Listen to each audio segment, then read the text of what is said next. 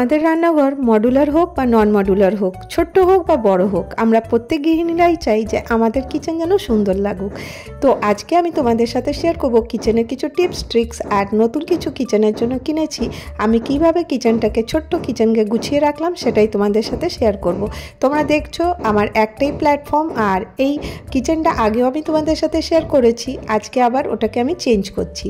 তো দেখো, চেঞ্জিং আমাদের জীবনে আনা খুব ভালো, আর একই জিনিস দেখতে দেখতে আমরাও বোর হয়ে যাই।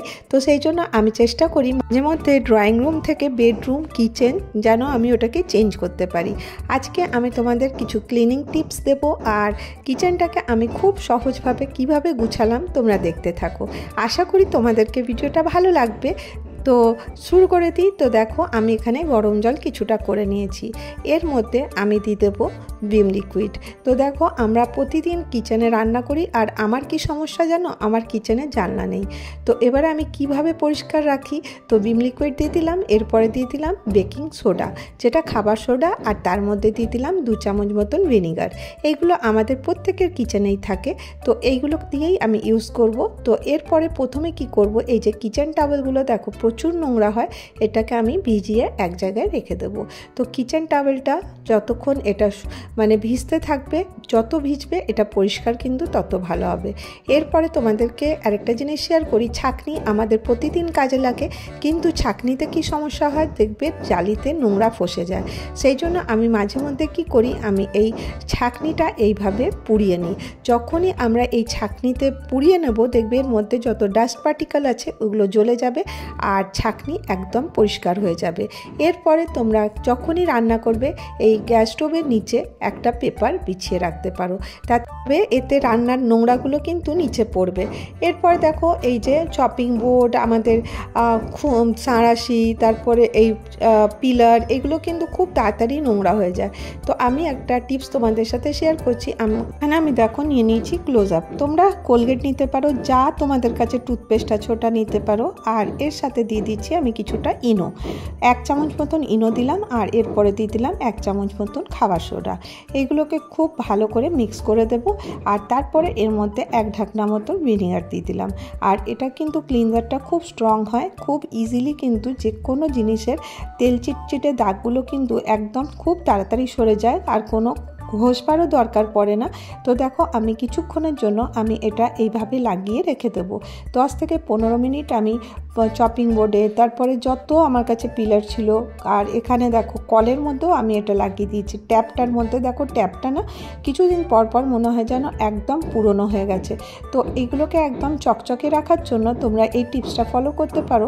তো একবারে এই সলিউশনটা বানিয়ে নেবে, দিয়ে তারপরে কিচেনে যেখানে যেখানে দরকার ওখানে দিয়ে দেবে। এরপরে দেখো, আমি 15 থেকে 20 মিনিট পরে নিয়ে চলে এসেছি। এরপর এটাকে ঘষে দিচ্ছি। ঘষে দেওয়ার পরেই দেখবে এটার মধ্যে কিন্তু একেবারে যে কালচে কালচে পড়ে যায়, তারপরে চিটচিটে ভাব হয়ে যায়, ওইগুলো কিন্তু একদম সরে যাবে। তো দেখো, পিলারটা একদম চকচকে হয়ে গেছে, আর এই দেখো লাইটারটাও দেখো একদম মানে একদম পরিষ্কার হয়ে যাবে। এরপরে কিচেনের মধ্যে আমি কিছু ছেঁড়া কাপড় এরকম করে টুকরো করে রেখে দিই। এটা ছেঁড়া টাওয়েলের বা প্যান্টের যেটা আছে ওটা আমি পরিষ্কার করে কেটে এরকম করে রাখি। তাতে কি হবে, আমার এই সবগুলো পরিষ্কার করতে খুব সুবিধা হবে।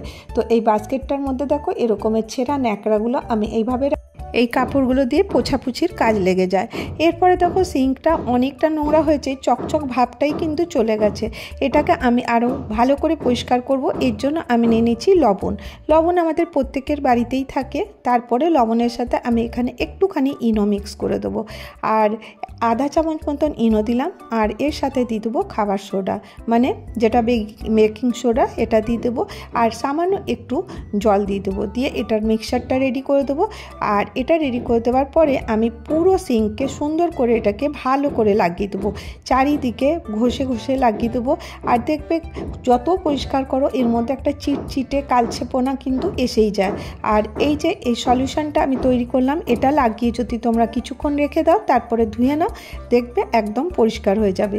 কিচেন সিঙ্কও পরিষ্কার, এ দেখো ট্যাপও পরিষ্কার হয়ে গেছে।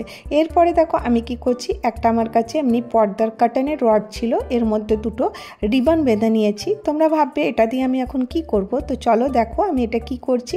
এটা আমি এক জায়গায় টাঙিয়ে দেবো। টাঙিয়ে দেওয়ার পরে এখানে যে এই যে কিচেনের যে টাওয়েলগুলো ধুয়ে রেখেছিলাম এগুলো আমি শুকাতে দেবো। এরপরে দেখো আমি কি করব, একটা সিক গরম করছি আর একটা আমি কন্টেনার নিয়ে নিচ্ছি। এটার মধ্যে অনেকগুলো ছিদ্র করে দেবো। আর করে দেওয়ার পরে আমি এর মধ্যে জুটের যে সুতো আছে ওটা আমি বেঁধে দেবো।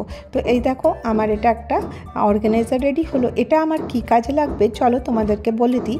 এই দেখো আমি যে বাসন মাজার পরে দেখবে এরকমের আমাদের কাছে অনেক মানে স্ক্রাবার হয়ে যায়। এগুলোকে আমি ভালো করে ধুয়ে এগুলোকে যত শুকাও এক জায়গায় রাখলে কিন্তু জল জলে থাকে।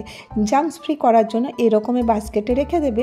এতে জলটা টপকে টপকে যখন শুকিয়ে যাবে আর কি হবে, একদম পরিষ্কার থাকবে। আজকে আমি তোমাদেরকে বলি যে আজকে আমার কিচেনটাকে অনেকটা ভালো করে পরিষ্কার করে নেব। তো দেখো সব জায়গার জিনিসগুলো বার করে নিয়েছি। আর যে আমার কন্টেনারগুলো আছে সব সময় তো সব জিনিস বার করে পরিষ্কার করা সম্ভব হয় না। সেই জন্য আমি কি করি, কন্টেনারের মুখগুলো খুব টাইট করে বন্ধ করে দিই, দিয়ে ভালো করে সাবান দিয়ে এরকম করে পরিষ্কার করে টাওয়েল দিয়ে পুছে নিই। তো দেখবে একদম চকচকে হয়ে যায়। আর আমি তোমাদেরকে বললাম আমার কিচেনে কোনো চিমনিও নেই আর অ্যাডজাস্টও নেই, কিন্তু কিচেন একদম চকচকে রাখি কিভাবে, এইভাবেই রাখি। তো দেখো কাউন্টার টপটা একদম পরিষ্কার করে দিয়েছি। এখানে আমার যে ডাব্বা খাবার ছিল ওইগুলো সব রেখে দিলাম। আর দেখো কাউন্টার টপটা এরকম একদম ক্লিন করে দিলাম। এরপরে দেখো আমি কি করব, এটা আমি ফ্লিপকার্ট থেকে একটা মশলার যে অর্গানাইজার আছে এটা আনিয়েছিলাম। এটা কিন্তু খুব ভালো, এর মধ্যে অনেক স্পাইসেস কিন্তু এসে যাবে। আর এটার দাম খুব একটা বেশিও না, 275 নিয়েছিল। কোয়ালিটি অনেক বেশি ভালো না, কিন্তু এমনি ভালো। তো এরপরে দেখো এর মধ্যে দুটো র্যাক আছে। আর এই দুটো র্যাকের মধ্যে অনেকগুলো কন্টেনার আছে। এর মধ্যে অনেক মশলাপাতি কিন্তু আমি রাখতে পারবো। তো একটা জায়গাতেই যদি প্রত্যেকটা মশলা রাখা যায় তাহলে দেখবে নিতেও সুবিধা হয় আর দেখতেও ভালো লাগে। তো এইভাবে আমি এটাকে সেট করে দিলাম। আর দেখো এটা খুব সুন্দর টান টান ঘোরে। আর এটা যখনই আমার যে মশলার দরকার হবে সেটা আমি ইজিলি কিন্তু নিতে পারবো। এর উপরে আমি একটা ফুলের বাঞ্চ রেখে দিলাম দেখতে ভালো রাখার জন্য।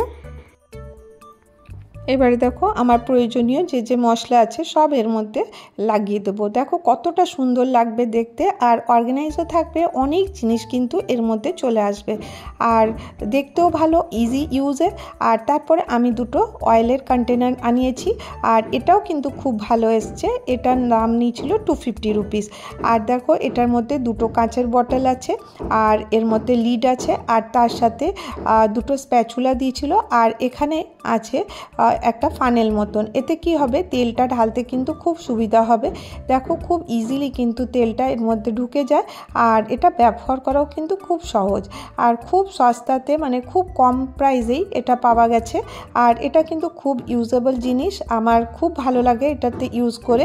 তো দেখো এইভাবে আমি এর মধ্যে অয়েলটা ঢেলে রাখি। আর সব থেকে বড় কথা, এতে যখন আমি কড়াইতে তেল দিই তখন না তেল একদম হড়হড় করে পড়ে না, একদম কম হয়ে পড়ে। তাতে তেলের খরচাটাও কিন্তু অনেকটা কম হয়। তোমরা কিন্তু এটা একবার ইউজ করে দেখতে পারো। এখন অবশ্য প্রত্যেকের কিচেনেই এটা থাকে। এরপরে দেখো আমি একটা বাস্কেট নিয়ে নিয়েছি, কারণ অয়েলের কন্টেনারগুলো যদি এইভাবে রেখে দিই তাহলে নিচে কিন্তু তেল পড়ে যাওয়ার ভয় থাকবে আর বাস্কেটটাও কিন্তু নোংরা হয়ে যাবে। এই জন্য আমি একটা সিলভার ফয়েল নিয়ে নিয়েছি টুকরো করে, তারপরে এই বাস্কেটের মধ্যে আমি লাগিয়ে দেবো। এতে কি হবে, তেলগুলো কিন্তু বাস্কেটে ডাইরেক্ট লাগবে না আর নোংরা হলে এই সিলভার ফয়েলটাই হবে। আর এটা আমি এই কোণাটাতে রেখে দিলাম। খুব সহজভাবে সিম্পলভাবে ভাবতে পারো, একদম কম খরচায় আমি আমার নন মডুলার কিচেনকে এরকম করে সাজিয়ে নিলাম। দেখতেও কিন্তু ভালো লাগবে আর ইউজেবল যে জিনিসগুলো আছে ওইগুলো আমি এই জায়গাটাতে রেখে দিলাম। তো দেখো প্রত্যেকের পক্ষে সম্ভব হয় না যে মডুলার কিচেন বানানো, কিন্তু প্রত্যেকেরই ইচ্ছা হয় যে আমার যেমন ইচ্ছা আছে যে কিচেনটা যেন সুন্দর লাগুক। তার জন্য আমি চেষ্টা করেছি এরকম করে কিচেনটাকে অর্গানাইজ করার। তোমাদের কেমন লাগলো জানাতে ভুলো না। আর তারপরে দেখো আমি এখানে কিছু প্লেট আমি এইভাবে রেখে দিচ্ছি। আর তোমরা এই যে প্লেটের যে অর্গানাইজারটা আছে এটা নিতে পারো। এতে কি হবে, যখন আমরা মানে প্লেটগুলো ধুয়ে রাখবো এর জলও কিন্তু ঝরে যাবে। এরপরে আমার এই ছোট্ট ডাইনিং টেবিলটা আমি এইভাবে রেখে দিলাম। আর একদম একটা ছোট্ট ফ্লাওয়ার ভাস এর মধ্যে দিয়ে দিলাম। আর এখানে দেখো এক সাইডে আমার একটা শোকেস মতন আছে, ওর মধ্যে আমার ইউজেবল যে জিনিসগুলো আছে রেখে দিলাম। এখানে একটা কিচেন ম্যাট বিছিয়ে দিলাম। আর ফাইনাল লুক তোমাদের সাথে শেয়ার করি, এইরকম লাগছে। তো দেখো কীরকম লাগছে, আশা করি তোমাদেরকে ভালো লেগে থাকবে। এরকম সিম্পল ছিমছাম কিচেন আমার। আর দেখো ফাইনালি এই উপরের যে কন্টেনারগুলো এইভাবে রেখে দিয়েছি। আর আশা করি আজকের ভিডিওটা তোমাদের ভালো লেগে থাকবে। যদি তোমাদেরকে একটু হলেও ভালো লাগে তাহলে একটা করে লাইক করো।